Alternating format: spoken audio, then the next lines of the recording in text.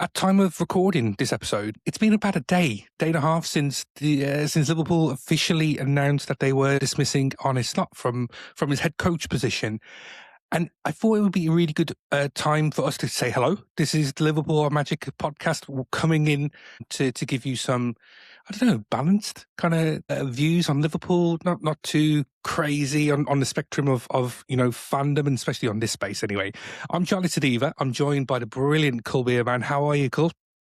I'm good. It's nice to have a conversation with someone else on a football podcast. Never Yeah, been it's done before funny. for me. Yeah, so kind of like we've been speaking, and I said to you straight away, like I've been really interested about making my own channel because I've done a lot of stuff on the LFC transfer room. If there's a bit of a plug there, but I always struggle kind of talking on my own and looking directly down the camera. But your stuff is brilliant, and I kind of encourage anyone that is listening to this to reach out to Kulbir Man on Instagram. Certainly, I'm pretty sure you got other channels that you do produce, and there's other things that you're going to be working on in the near future, aren't you? Yeah, for sure. I haven't got anything else established at the moment, but it will come and it will be linked towards my Instagram account anyway. But it's interesting because I literally started doing my podcast because I couldn't stand the punditry that exists out there. And I also don't think anyone really captures what the mood of the stadium is when you're there. And that's the one angle that I have that other people don't always have, is I get to go to the match on a regular basis. Yeah, I mean, like, it's really, I don't know if it's an important thing, but it's something that kind of does help and hit home some of the thoughts that we've had, discussion offline as such. But you are a match-going fan. You're based in Liverpool. You've been there for a number of years and had opportunities to see the team in the flesh and kind of gone through the cycle of life, the circle of life as a Liverpool fan. Seeing the lows with Hodgson and Rodgers and the highs. Yeah, and I think that's what gives us perspective and the balanced view, but the highs as well with Jurgen, and certainly still last season. But what I wanted to try to do as this kind of introduction is to talk about Arne Slot. There's a few thoughts that we both share, and I feel this is a good opportunity just to kind of get that and feel like this is kind of therapy and get that the full process, not just from the last 24 hours, but the last 2 years with Arne Slot. And I think it's really important that we feel that we can actually do that in the best way possible. I guess the first question was, in my head, what was your instant reaction to hearing the news that Arne Slot had kind of left his position? It was just pure happiness, which I felt really unfair to feel. But it was, because I think I speak for many fans, is that the summer is going to look glum. And the only thing we could look forward to is some marquee signings. And there may not be marquee signings, maybe some unknown people that you don't know what is going to develop into. And I couldn't handle the fact that we were going to go into next season not feeling that we were going to win anything. And then essentially waiting till Christmas for him to get sacked. Because you may have seen one of my posts where I talked about 20 odd reasons why he should go. Yeah. Mm-hmm. And there's just too much to come back from. And on the last day of the season, nobody wanted him to stay. And no players were celebrating, and he wasn't celebrating anything. And that was just a sad, tragic state of affairs. I think the strange thing is, come Friday afternoon, and I think we were talking about it, we were still under the impression that he was going to be remaining at the club. His set piece coach has come in.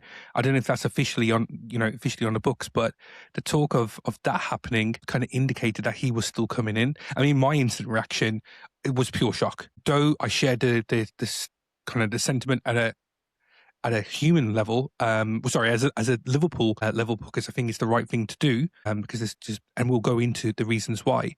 But the surprise, the sheer kind of coming out of the blue, kind of typical Liverpool reactions, because Rodgers came out the blue when we drew against Everton, the Kenny Dalglish kind of thing. Okay, maybe that was kind of on the cards, but for it to happen the way it did, and this has happened in the way it's happened, and even though there was talk after talk, post after post from respected journalists on social media talking about FSG back in their man. I guess the instant reaction is one of those things. But I guess for you, Cole, what went wrong for Arne Slot? I know you kind of retreading the 20 reasons why you did that, but on reflection, those 20 reasons, do you feel you can compress them and work out the main reasons why it didn't work out this season?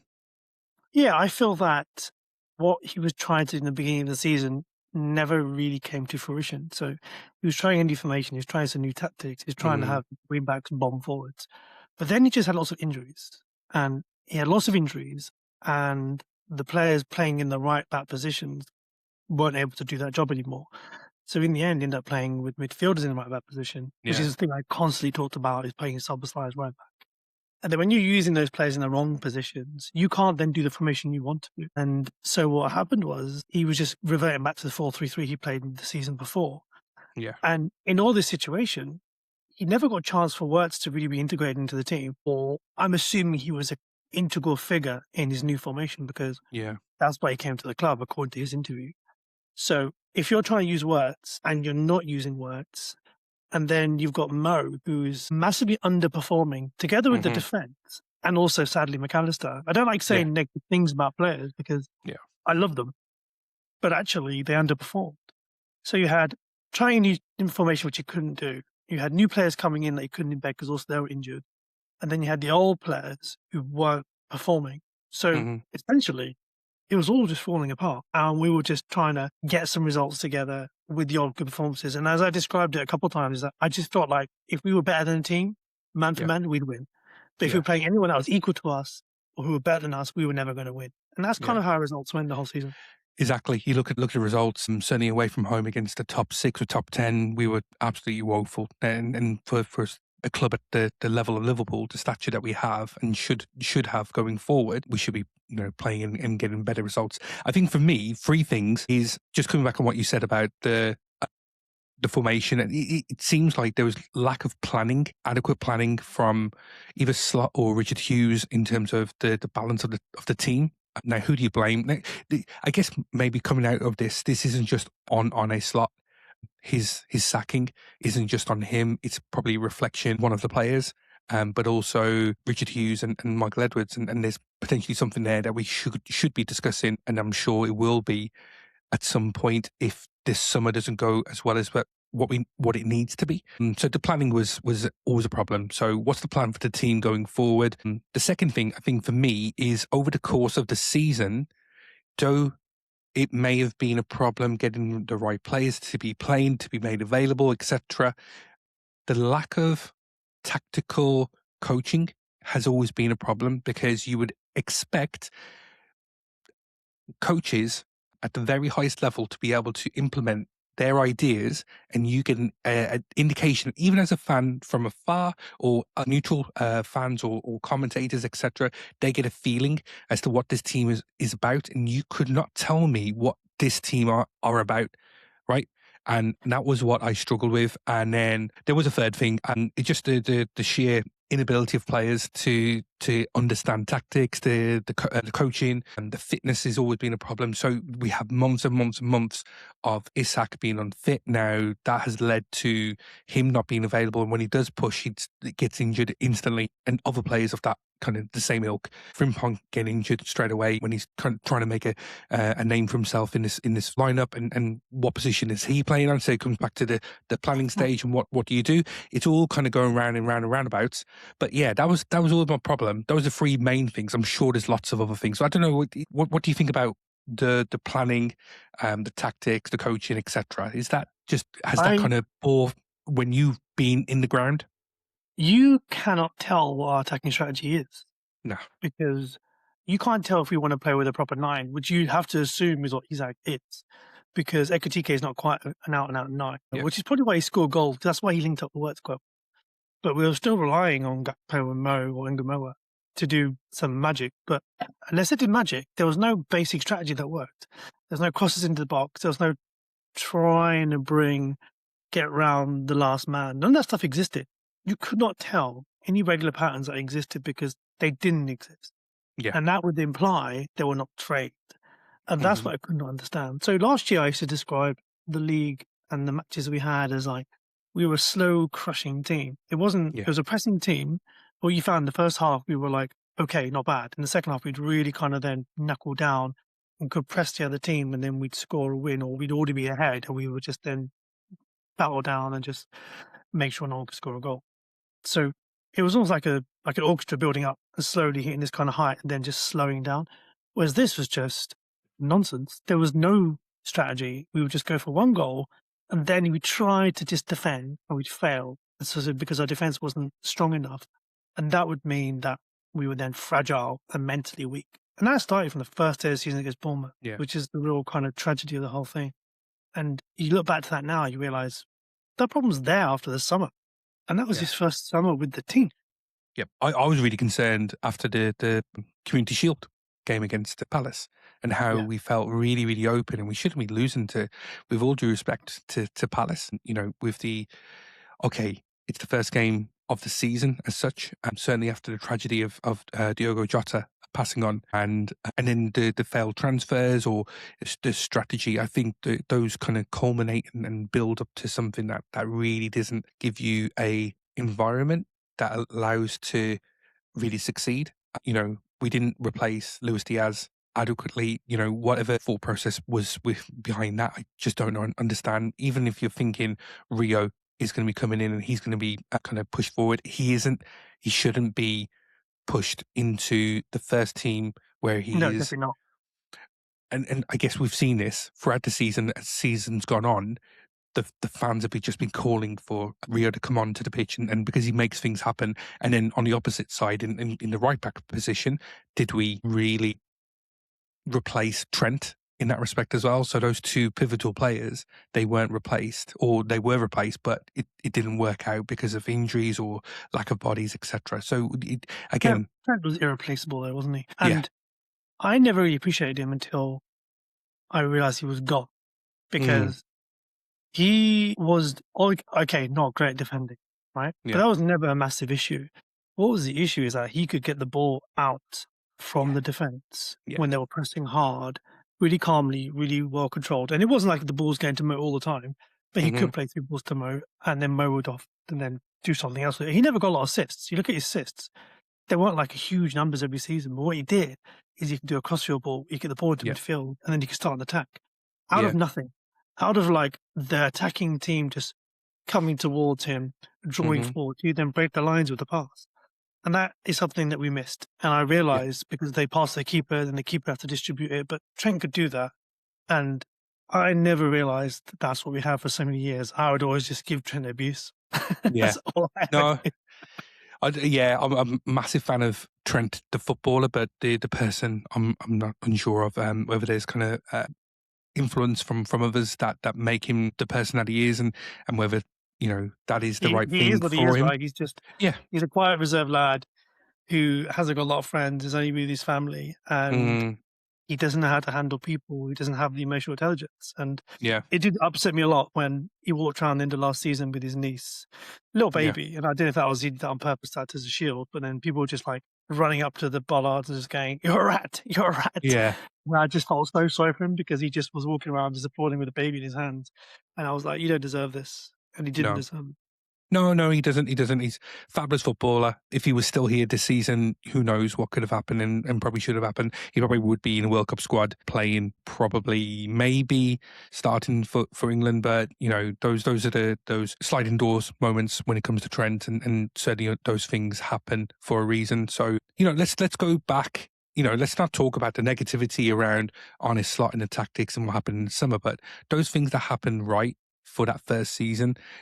Kulbir, so when the announcement was made, when Arne Slot was coming in, and then you got to see those patterns of play in pre-season, I don't know if you saw anything at that point that really got you excited, but certainly that first game against Ipswich, and you just spoke about Trent and how those killer pass actually led to that first goal. What from that moment on, and was there something that made you think, oh, actually, we're onto something here? Or was it kind of a few games later on that made you think, yes, we're onto something special this season?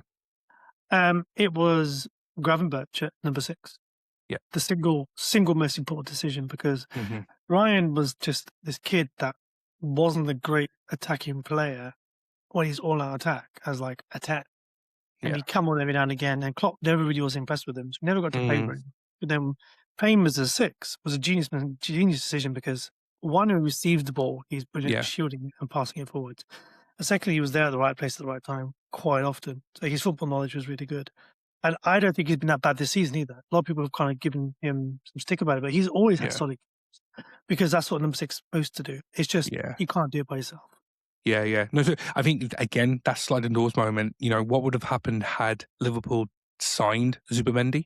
Forget about the Arsenal thing. We could talk about Arsenal actually if you wanted to. Certainly because this is Sunday the 31st of May, and Arsenal played Paris Saint-Germain last night in the Champions League final, which they had lost. So, haha, yeah, brilliant. But Zubimendi, if he had come in, had that come through, would that have made Liverpool a slower team? And because he's not the greatest ball carrier, and I think that's the brilliant thing about what Gravenberch was last season, certainly, and he's done that at the first part of this season. However, we got caught, with a poor defense. But his ability to turn the man, his technical ability. We just saw a player that was constantly getting man of the match. And he really he knocked off Ibu Konate to an extent because he was playing really well last season.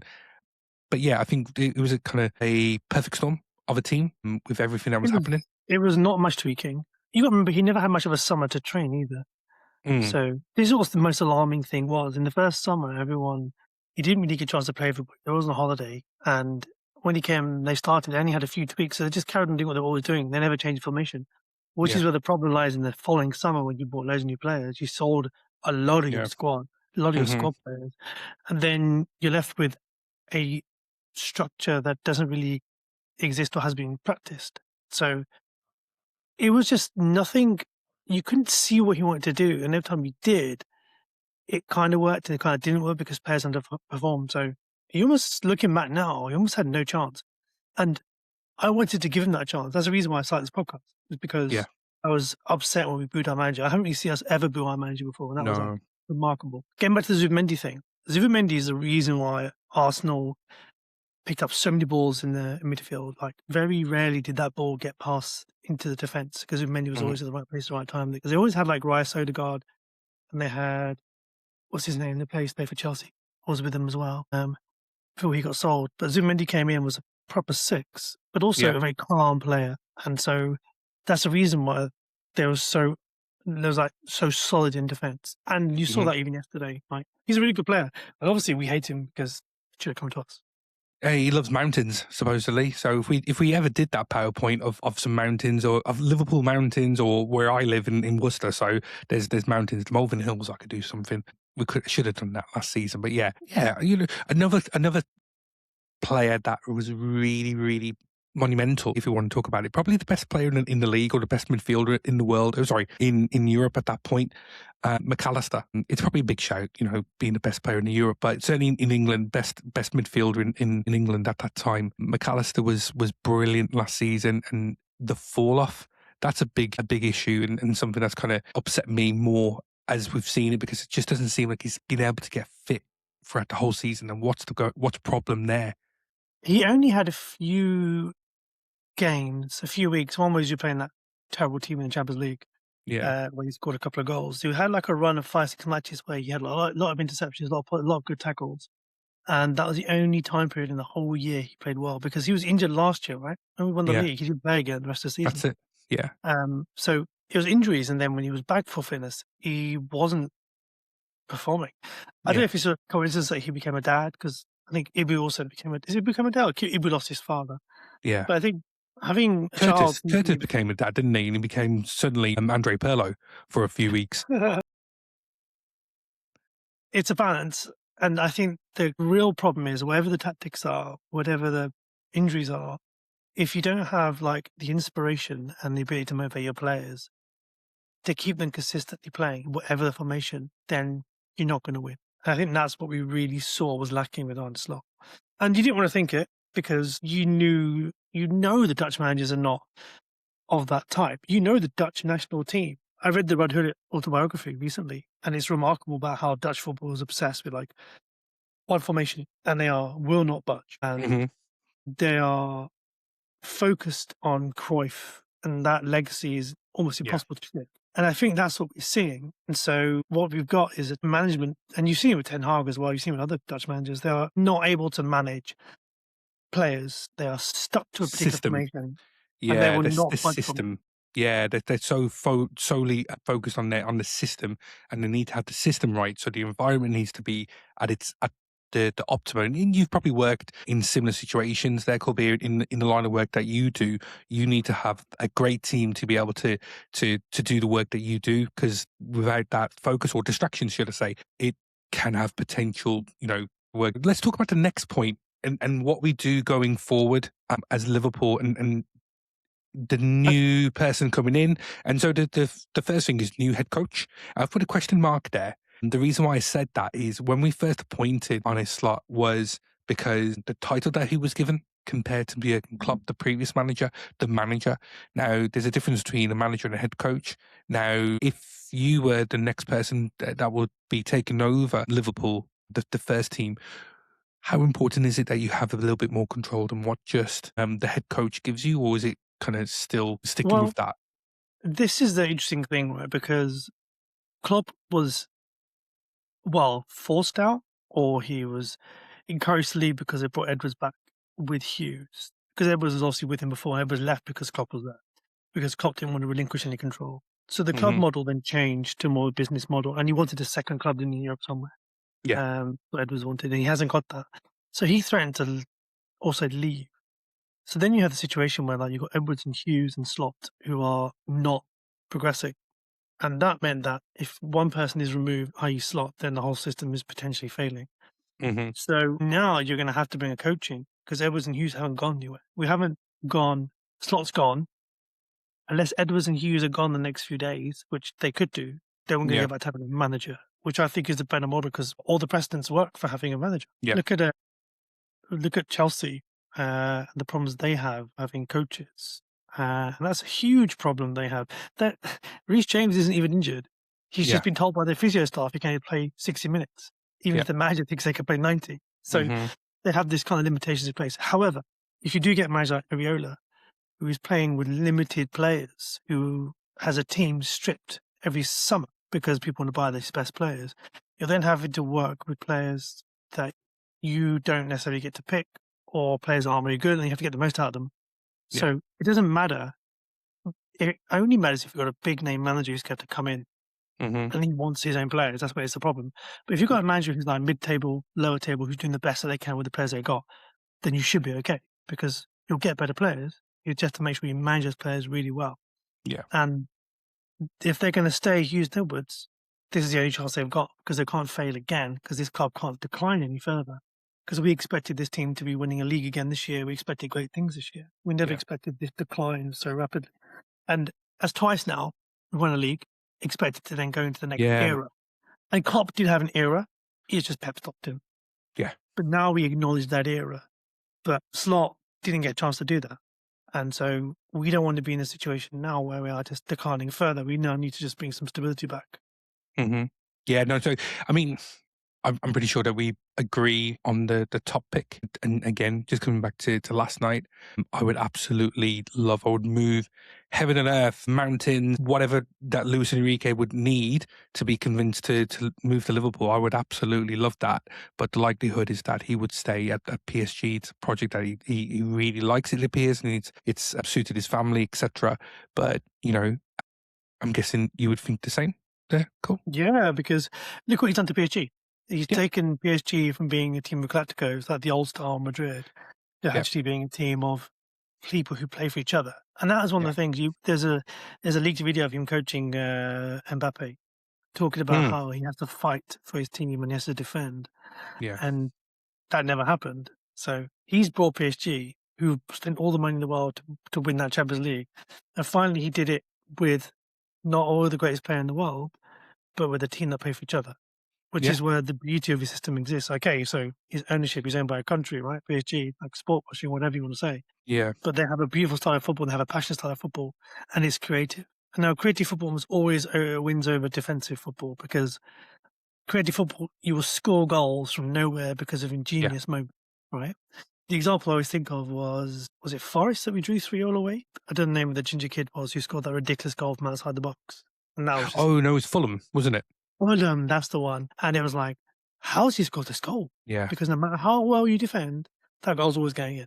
So Yeah. no matter how good your defense is, you're going to concede goals. Hmm. Like, okay, you could do well. You can win a league like this. Like, look Yeah. at how Arsenal won the league. They won it by defending, and they didn't get many points on the top six at all the whole season because they beat all the teams that were out of the top six. That's how they won the league.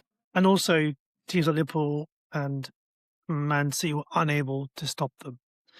And that's our failing, not Arsenal's failing. And kudos to them. That's their time to win the league at last. Yeah. Hopefully you can still hear me because I don't know what's happened to my device. But yeah.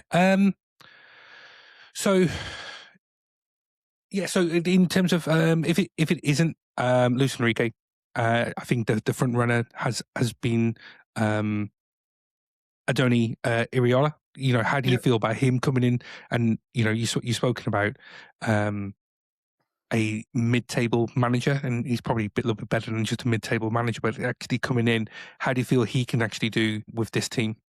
Well, the fans want a pressing manager. They want heavy metal football. Bournemouth play heavy metal football. Not quite heavy metal like Klopp, but they play very fast counter-attack football, and they are pressers. They're a hard-working, aggressive team. And that's what we want. A lot of the complaints that came about Slot was that the team was boring and they never worked very hard. And you could see that on the pitch. And I don't think that would happen if Iraola was in charge. Bournemouth did very well against us multiple times. And they're dynamic and they're fast. We would love to have that back at Liverpool. We would love to see that team again because that's what we love. And part of me is a bit like, you can't just want what Klopp gave you. You have to build a new identity. And we won the league last year and we weren't that heavy metal. We were pretty aggressive, but not as aggressive as Klopp was. So we are going back to our previous memories of like previous relationships that we won. Mm-hmm. What we need is a team that's actually has a bit more gumption, that's got a bit more effort, that's going to not collapse at any kind of counterattacks. The fragility to go, the belief has to come back. So I don't care what any manager does, but as long as he brings the team back to believing they can win, that's all I actually care about. Yeah. And I guess we can't be a fan base that looks back in 10 years' time and say, we want Klopp football, and expect those type of miracles going forward, because Klopp was a bit of a unicorn when it comes to managing his clubs anyway.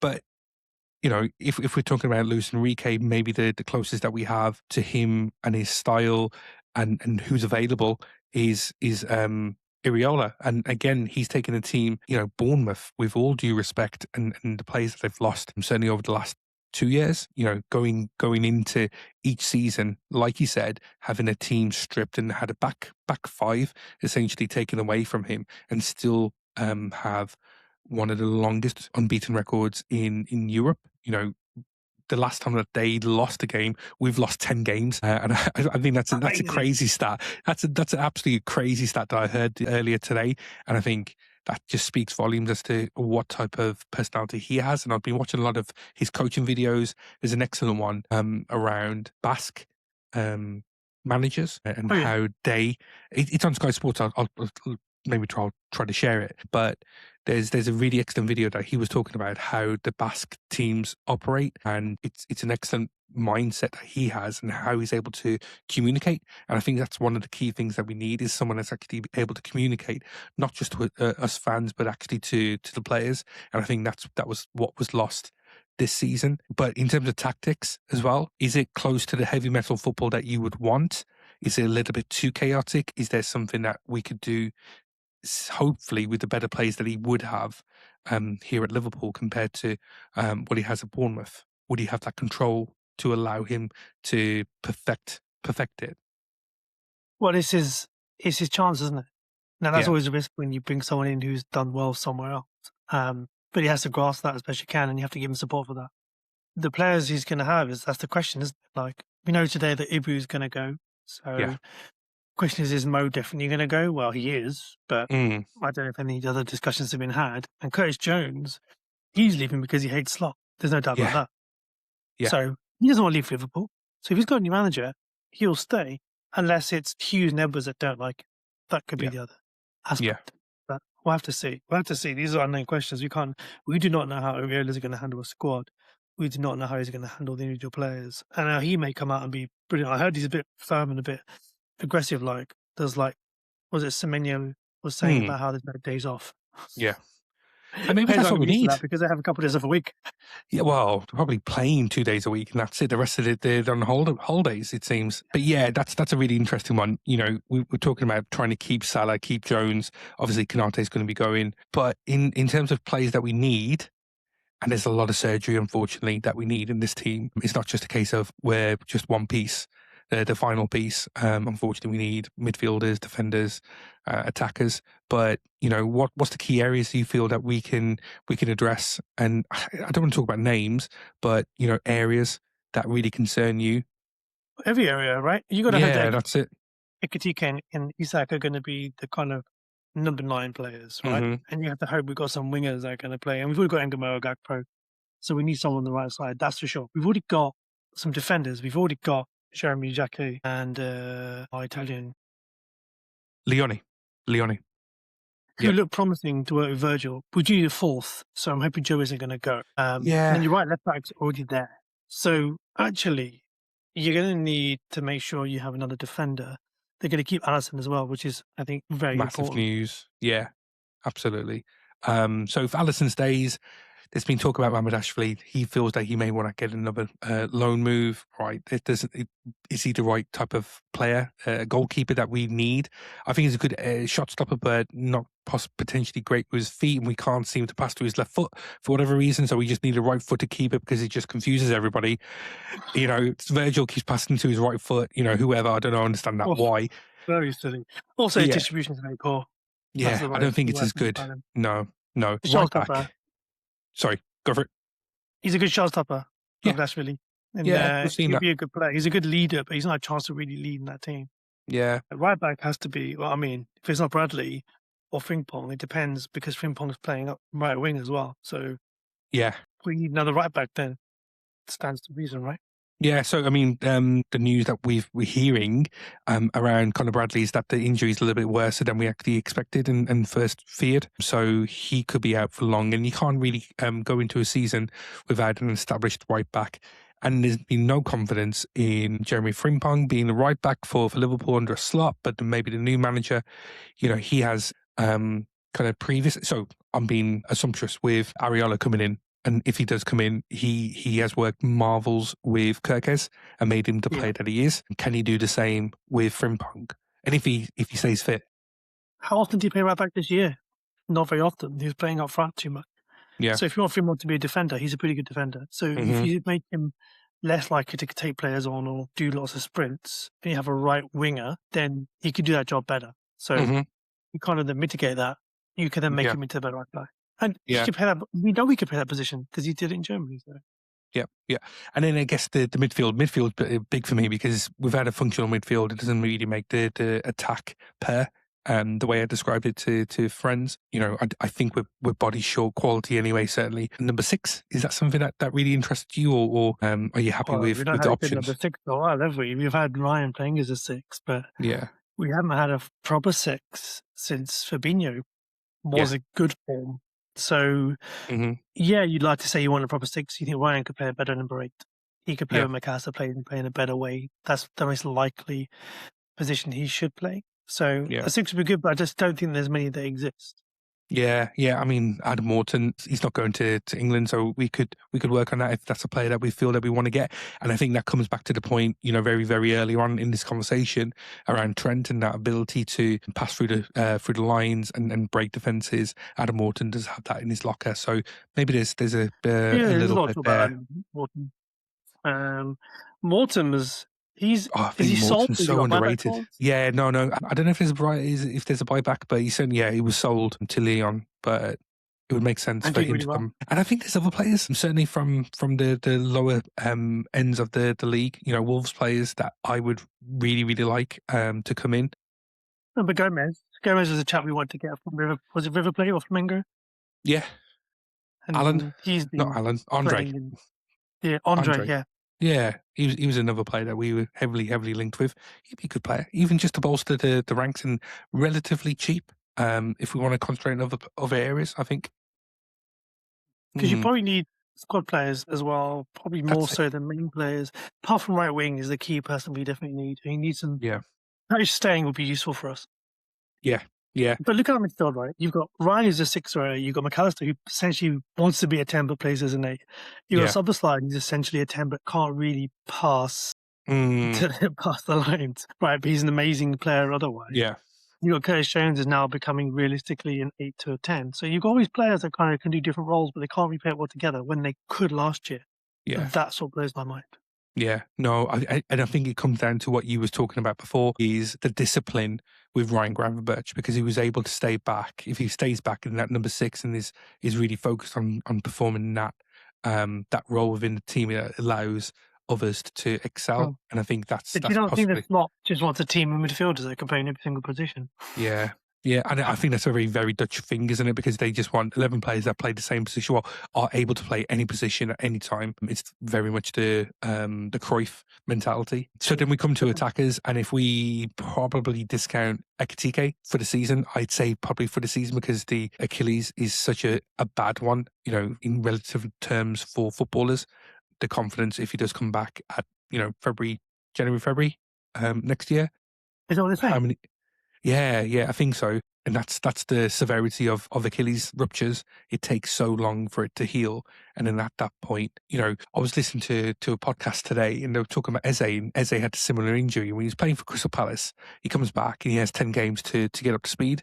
Now, he can do that for Crystal Palace, but he can't, you know, Ekitike, can he do that for Liverpool when, if we're saying March time, or April, if we're going for titles or going for certainly for trophies, can you give him that 10-game run, which would impact what we're trying to do, you know, results-wise?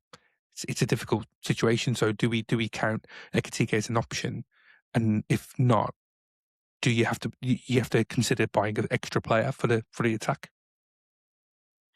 Well, yeah, definitely. You'll have Gakpo and Gamoa and Isaac. So you're going to need 1 or 2 more strikers.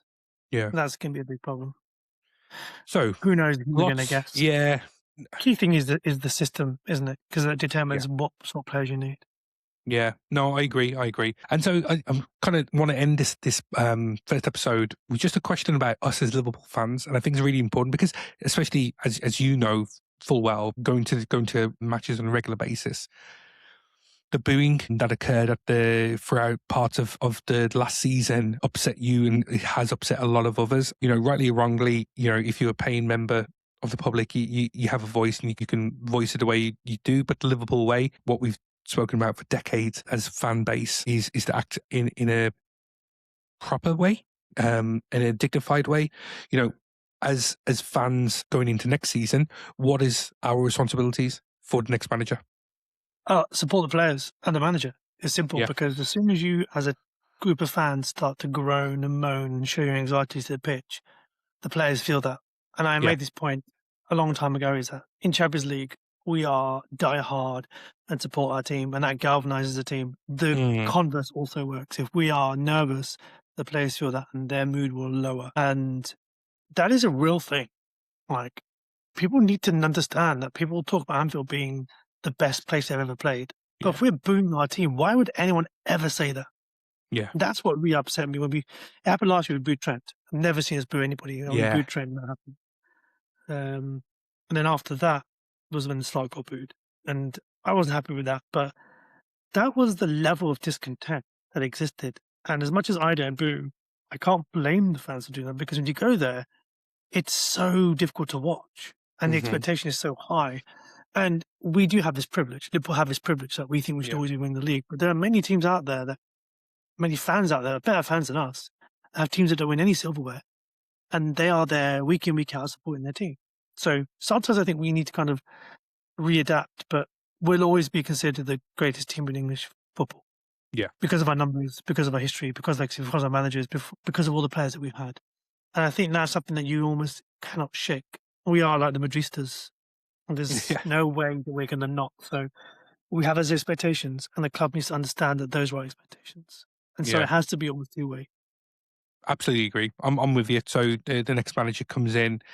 You know, it was as I said, I mentioned that kind of word, the perfect storm, at the start of last season when Jurgen came in, and there's certain players that maybe had their handbrake taken off. You know, Mo Salah seemed like he had new lease of life. Virgil seemed like, because of the responsibilities that he had as Liverpool captain, working under a Dutch manager, those things kind of worked in a brilliant way that saw us certainly excel for the first 6 months, 7, 8 months of last season. I think for the fan base, if it doesn't work out like that this coming season with the new manager, because he's trying to implement new ideas, new tactics, and certainly if we're talking about Areola, he's coming in and he's going to be working these guys like dogs, and certainly it's going to take time for them to get up to speed, definitely. physically rather than just mentally. It's like when Klopp came, everyone got hamstring injuries. Yeah, yeah, yeah. And we had to kind of do that thing about, the West Brom thing.